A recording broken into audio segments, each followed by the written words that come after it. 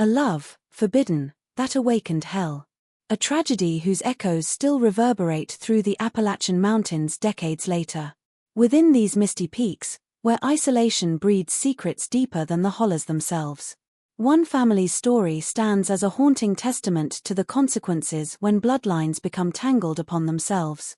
The year was 1952, and while most of America embraced post-war prosperity's promise, the remote corners of eastern Kentucky remained virtually untouched by time.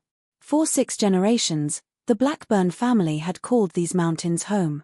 Their cabin was nestled deep in a secluded valley that outsiders rarely visited. In the nearest town some 15 miles away, they were known as the Mountain Folk, a term carrying both respect for their self-sufficiency and whispered suspicion about their reclusive ways. With unwavering authority, Jacob Blackburn, the family patriarch, ruled his domain. A tall, gaunt man he was, with deep-set eyes and work-hardened hands. He had inherited not just the family land, but also the bitter mistrust of outsiders passed down through generations. His wife Martha, once vivacious in her youth, had gradually faded into a silent shadow that moved obediently through their sparse cabin. "The outside world brings nothing but trouble," Jacob would proclaim during the rare occasions when the family ventured into town for supplies. "Everything we need is right here in these mountains." The Blackburn children Elijah, Rebecca, Thomas, and Sarah knew no life beyond the boundaries their father had established.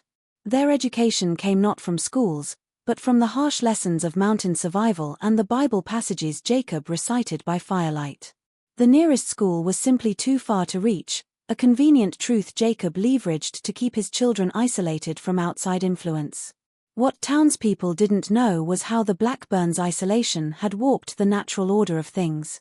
As the children grew into adolescence, their social world remained limited to each other and the occasional interaction with distant cousins from an adjacent hollow.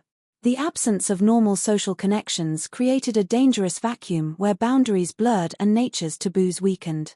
Rebecca, the eldest daughter, possessed a haunting beauty that seemed out of place in their hardscrabble existence.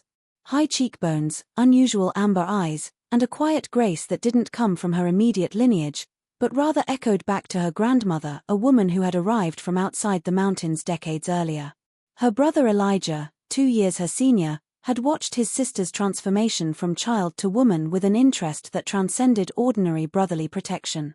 In their isolated world, where contact with outsiders was rare and discouraged, forbidden feelings began to take root. "You're different from anyone else in these mountains, Becky," Elijah told her one autumn evening as they gathered kindling in the forest. "Pa says the outside world is full of wickedness. But I sometimes wonder if the real danger is what happens when folks stay too deep in these hills for too long."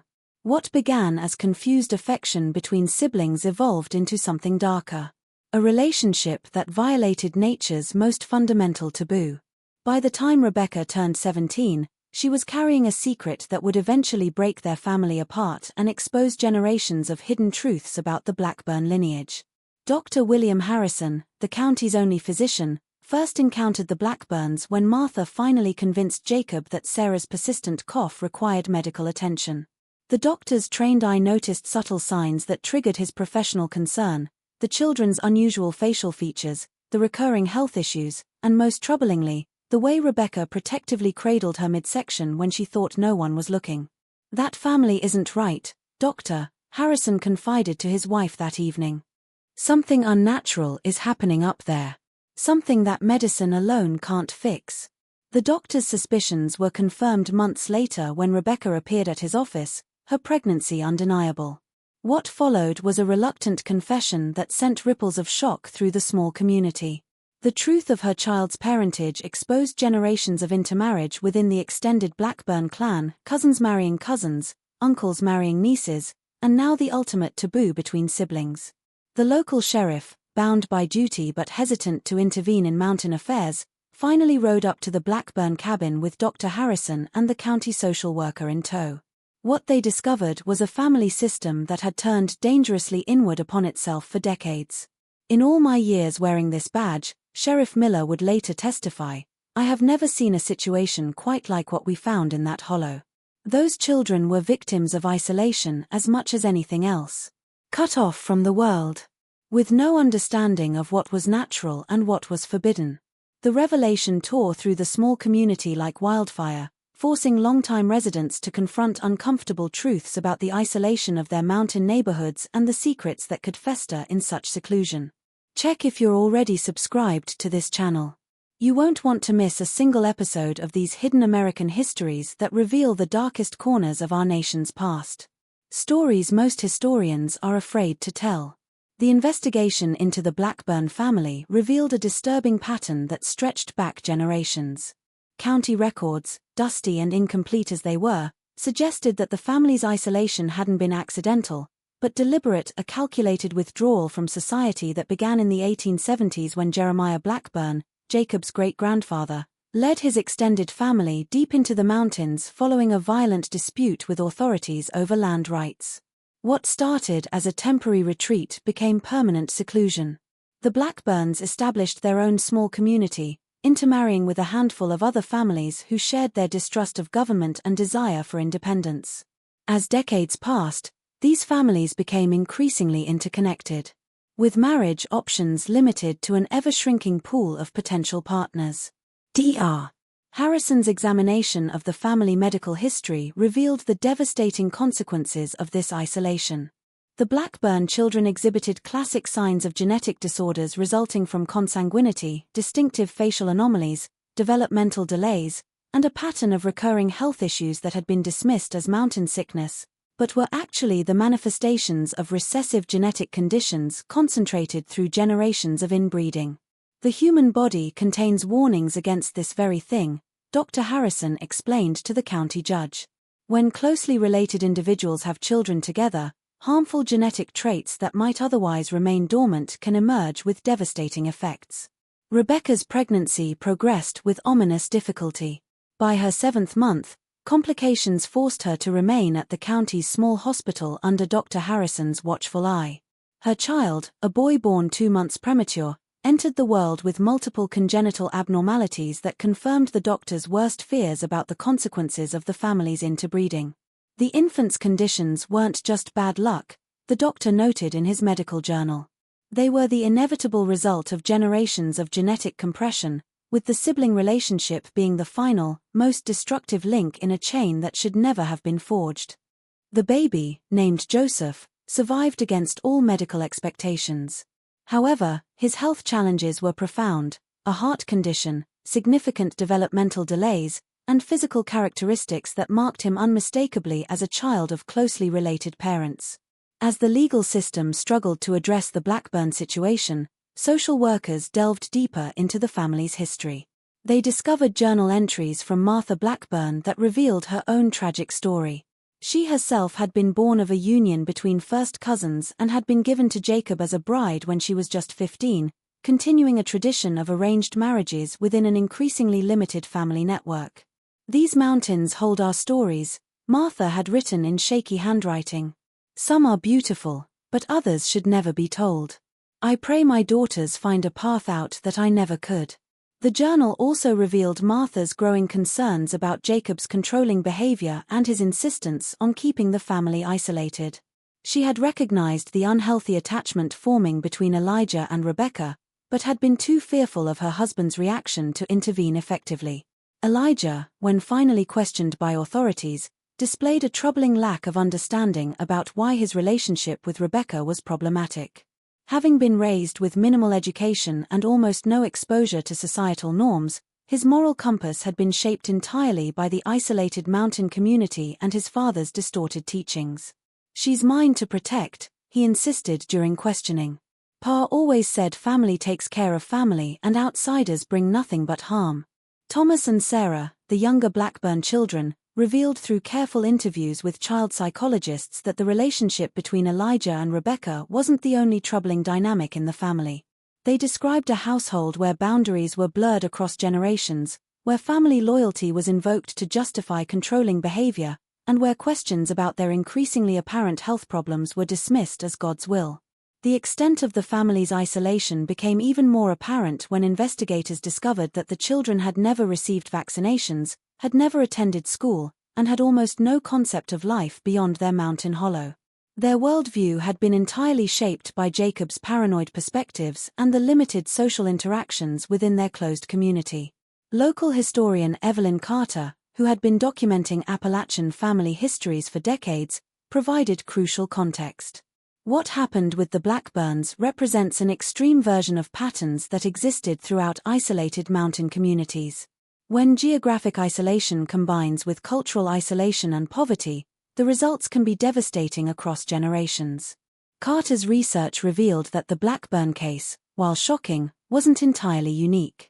Throughout the Appalachian region, pockets of extreme isolation had created similar situations, though few as severe. These cases were rarely documented officially, protected by mountain codes of silence and the practical difficulties of accessing remote communities. The tragedy isn't just what happened, Carter explained, but that it could have been prevented if these communities hadn't been abandoned by the systems meant to protect all citizens. These weren't just mountain people living quaint traditional lives. They were American citizens suffering in isolation while the rest of the country prospered. As autumn settled over the mountains in 1953, the Blackburn case had expanded beyond one family to expose systemic failures in how rural isolated communities were served, or more accurately not served, by education, healthcare, and social services. The romantic notion of independent mountain folk living by their own rules had obscured a darker reality of vulnerable families left to fend for themselves with devastating consequences. By 1954, the Blackburn case had drawn attention from medical researchers studying the effects of consanguinity. Dr. Eleanor Matthews, a geneticist from Johns Hopkins University, traveled to Kentucky after reading Dr. Harrison's reports. What began as scientific curiosity evolved into a comprehensive study that would eventually help redefine understanding of genetic inheritance and the biological consequences of inbreeding. The Blackburn family presents a rare opportunity to document the cumulative effects of consanguineous relationships across multiple generations, Dr. Matthews wrote in her initial assessment. While ethically troubling, their situation provides invaluable data on recessive genetic disorders that might otherwise take decades to compile. With Martha Blackburn's reluctant permission, Dr. Matthews constructed a detailed family tree spanning 6 generations. The resulting document revealed a disturbing pattern. As the family became increasingly isolated and intermarried, the incidence of birth defects, intellectual disabilities, and distinctive physical characteristics had risen dramatically. By the current generation, these traits had become so pronounced that the Blackburn children were immediately recognizable as products of a genetically compressed lineage. Young Joseph, Rebecca's son, became the focal point of Dr. Matthews' research. Now a toddler, his development lagged significantly behind typical milestones.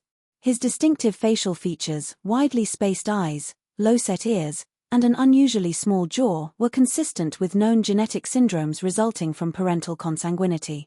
When closely related individuals have children together, Dr. Matthews explained to a gathering of medical students who had traveled to observe her research, recessive genetic traits that might otherwise remain dormant have a much higher chance of expression. It's nature's warning system, telling us that genetic diversity is essential for healthy offspring. What truly moved me during my investigation into this case was witnessing Rebecca's transformation. Once removed from her father's control and placed in a supportive environment, she began to understand the magnitude of what had happened to her family. Her journey from victim to advocate became one of the few hopeful threads in this otherwise tragic tapestry. I never knew there was anything wrong with how we lived, Rebecca confided during a recorded interview in 1955. When you're raised in that kind of isolation, the abnormal becomes normal. Now I understand that what happened to us wasn't just bad luck or God's will. It was the result of choices made by our ancestors and continued by my father. I believe our viewers would want me to know their thoughts on this heartbreaking situation. If you feel this family was failed by society, type "society failed them" in the comments below. Your voice matters in acknowledging these hidden American tragedies. Jacob Blackburn, meanwhile, remained unrepentant from the jail cell where he awaited trial on charges of child endangerment and failure to provide education and medical care. He continued to insist that his family's way of life was justified. The government has no right to tell a man how to raise his family, he told reporters during a rare interview. These mountains were our protection from a corrupt world. Now they've taken my children and destroyed everything my ancestors built. The legal proceedings against Jacob revealed the challenges of applying standard laws to such an unusual case. While neglect and endangerment were clear, prosecutors struggled with how to address the consanguineous relationships. Existing laws hadn't anticipated a situation where isolation and ignorance had so thoroughly distorted family boundaries. This case exists in a gray area of our legal system, District Attorney Frank Reynolds acknowledged. We're dealing with actions that are unquestionably harmful, but were perpetuated through generations of isolation rather than deliberate malice. The question becomes, how do we achieve justice while recognizing that the perpetrators were in many ways also victims? The most profound impact of the case came through its influence on public policy. The Blackburn situation exposed critical gaps in rural outreach for healthcare, education, and social services. State legislators, confronted with the consequences of neglecting isolated communities, implemented new requirements for tracking school-aged children and ensuring regular medical visits even in the most remote areas. By 1956, these policy changes had led to the identification of several other isolated family groups with similar patterns of consanguinity, though none as extreme as the Blackburns. Intervention in these cases prevented further generational damage, with children receiving necessary medical care and education, while families received support rather than mere judgment. Elijah Blackburn's story took a different turn. Deemed unfit to stand trial due to his limited understanding of societal norms and diagnosed with several cognitive disabilities likely resulting from his family's inbreeding, he was committed to a state psychiatric facility. There, separated from the mountains that had defined his existence, he gradually began to comprehend the magnitude of his family's tragedy. "I didn't know," he repeated during therapy sessions. "How could I know what nobody ever taught me?" Martha Blackburn, once freed from Jacob's control, revealed the extent of her own victimization. Married as a teenager to a much older cousin, she had spent her life confined by mountain traditions that treated women as property. Her quiet rebellion had come through her journal and her subtle efforts to protect her children from the worst of Jacob's control. "I should have done more," she told social workers. "But when all you've ever known is submission, finding your voice feels impossible." The younger Blackburn children, Thomas and Sarah, showed remarkable resilience once placed in foster care. Though both struggled with health issues and developmental delays resulting from their genetic inheritance, they adapted to their new environments with determination. Their progress offered hope that the cycle, while devastating, could be broken. As Dr. Matthews concluded in her groundbreaking 1957 paper on the Blackburn case, what we observe in this family is not merely a medical curiosity, but a profound human tragedy that spans generations. The biological consequences of consanguinity manifest not just in physical and cognitive differences, but in the perpetuation of isolation that allows such practices to continue. Breaking this cycle requires not just medical intervention, but social and educational outreach to the most isolated corners of our society. The scientific implications of the Blackburn case extended far beyond their hollow in the Appalachian Mountains. By 1958, Dr. Matthews' research had gained international attention, contributing significantly to the emerging field of genetic counseling. Medical journals published her findings, carefully anonymizing the family while preserving the crucial data their tragic situation had provided. What makes the Mountain family case so significant, Dr. Matthews explained during a presentation at a medical conference in Boston, is that it demonstrates the cumulative effect of consanguinity across multiple generations. Most documented cases involve single instances of cousin marriages, but this family represents an extreme case where the genetic pool became increasingly compressed over nearly a century. The medical examination of Martha Blackburn and her children revealed conditions that had previously been documented individually, but rarely seen clustered within a single family: heart defects, distinctive facial characteristics, intellectual disabilities, metabolic disorders, and a heightened susceptibility to certain diseases. The combination created a distinctive pattern that researchers began referring to as Appalachian family syndrome, though later scientific ethics would discourage such geographic stigmatization. Joseph, now 6 years old in 1959, embodied the most severe manifestations of these conditions. Despite receiving the best medical care available, his development remained significantly delayed. He never developed speech beyond a few words and required constant care for his multiple health conditions. Yet those who worked with him noted his gentle nature and responsiveness to music, a reminder of the humanity that existed behind the medical case study. We must be careful not to view these individuals solely through the lens of their genetic conditions, Dr. Harrison cautioned in a letter to his colleagues. Each person in this family is a complete human being with their own dignity, despite the circumstances of their birth. Our scientific interests must never overshadow our humanitarian responsibilities. The social ramifications of the case proved equally significant.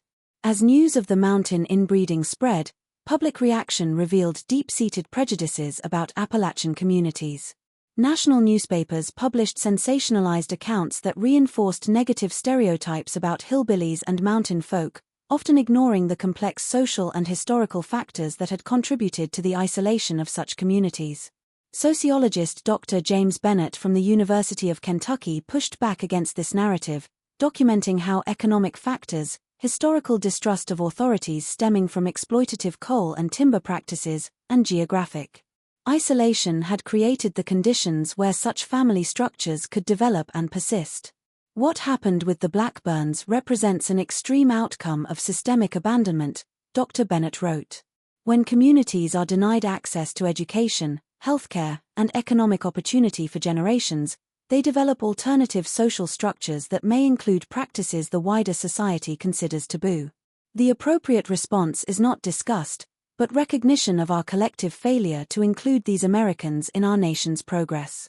By 1960, the Blackburn case had influenced policy changes throughout the Appalachian region. Mobile medical clinics began reaching previously underserved mountain communities. Educational outreach programs were established to identify children not attending school. Social workers received specialized training in approaching isolated families with respect rather than judgment. For the Blackburn children, these systemic changes came too late to prevent the damage done. But their story directly contributed to protecting other vulnerable children. Rebecca, now in her mid-20s and living in a supported housing program with her son, became an unlikely advocate for rural healthcare access. Though she struggled with the psychological aftermath of her family history, she found purpose in ensuring others wouldn't face the same isolation. "I didn't choose to be born into my family," Rebecca told a journalist in a rare interview. "None of us choose our beginnings, but I can choose to use my story to help others understand why no community should be forgotten or left behind." The genetic legacy of the Blackburns continued to inform medical research throughout the 1960s. As genetic science advanced, researchers identified specific recessive gene mutations that had been concentrated through the family's intermarriage. These findings contributed to the development of genetic counseling protocols that are still used today. By 1965, Joseph's health had deteriorated significantly. Complications from his congenital heart condition, compounded by a respiratory infection, claimed his life at the age of 12.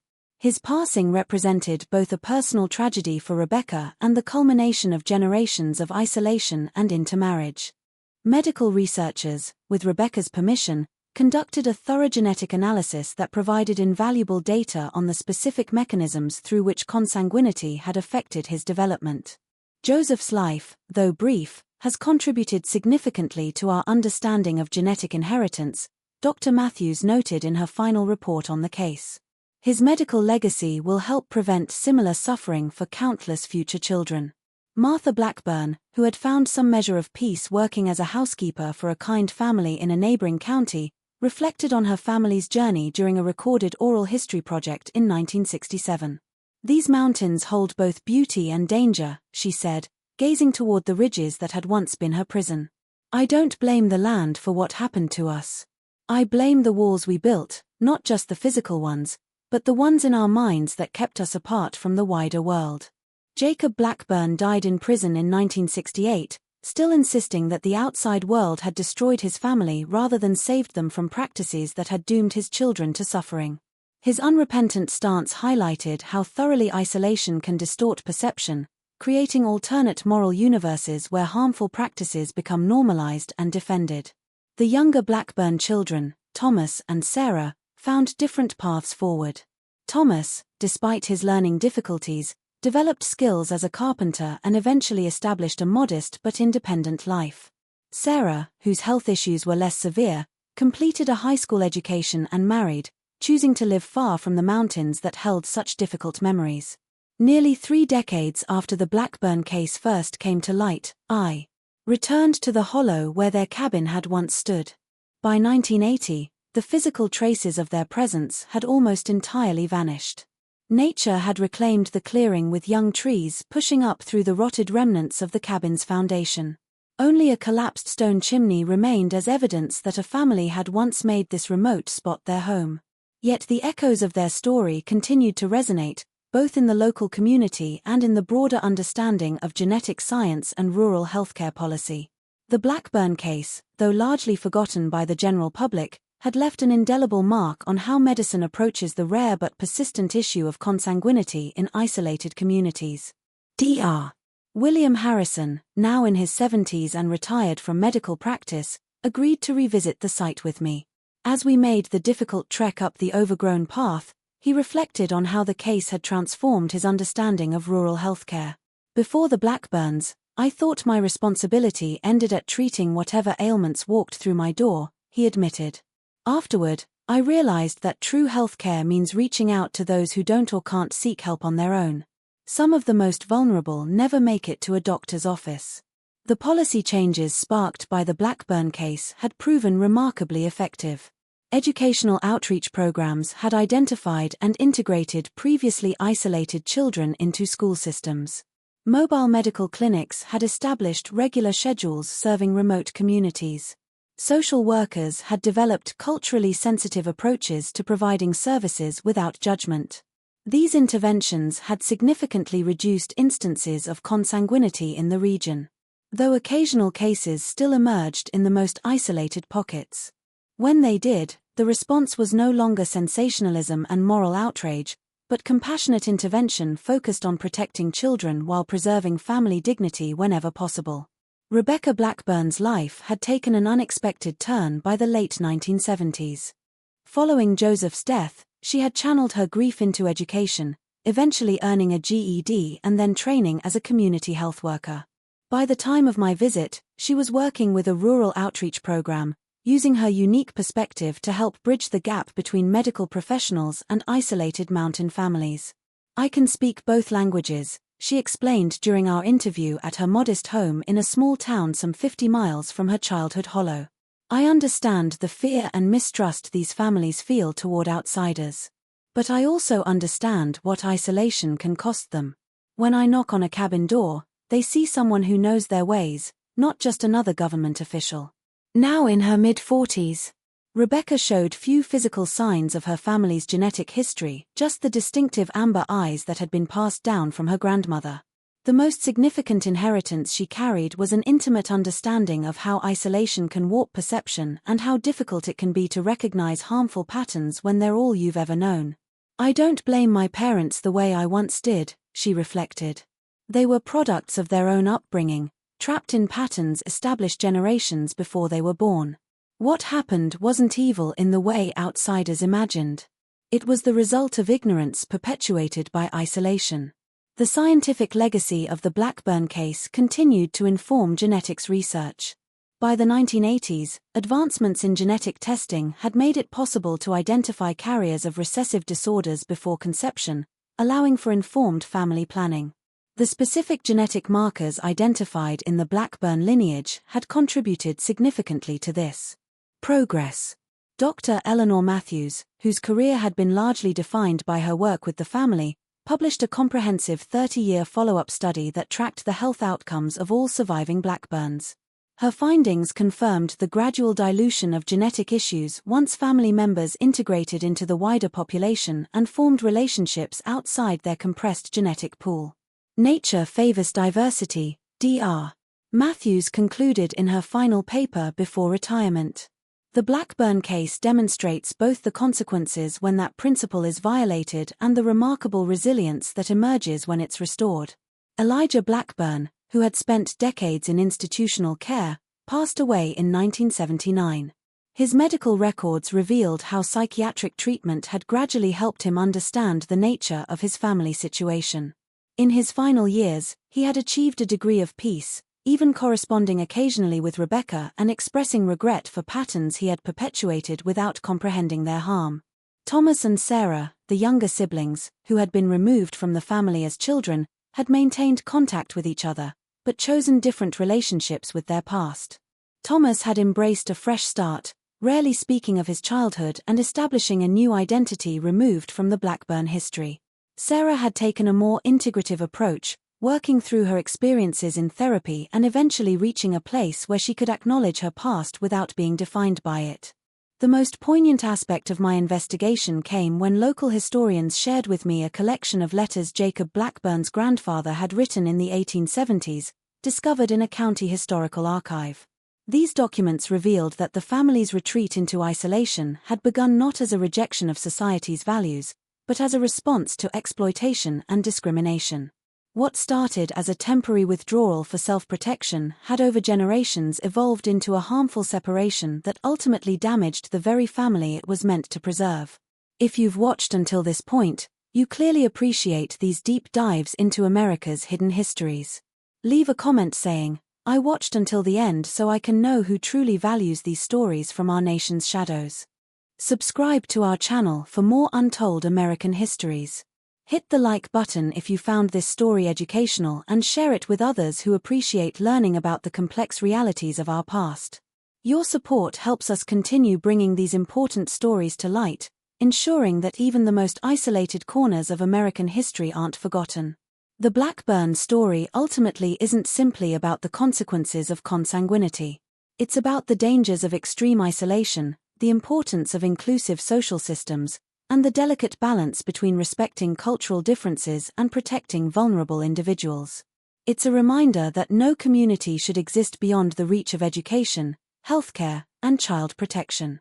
Not because outside ways are inherently superior, but because isolation itself can become a prison that traps generations in harmful patterns they lack the context to recognize. As Dr. Harrison and I made our way back down from the hollow, the setting sun cast long shadows through the trees. The mountains held their beauty and their secrets as they always had. But thanks to the lessons learned from the Blackburn tragedy, fewer families remained hidden in those remote valleys, suffering in isolation. Their story, though painful, had ultimately brought light to places long shrouded in darkness.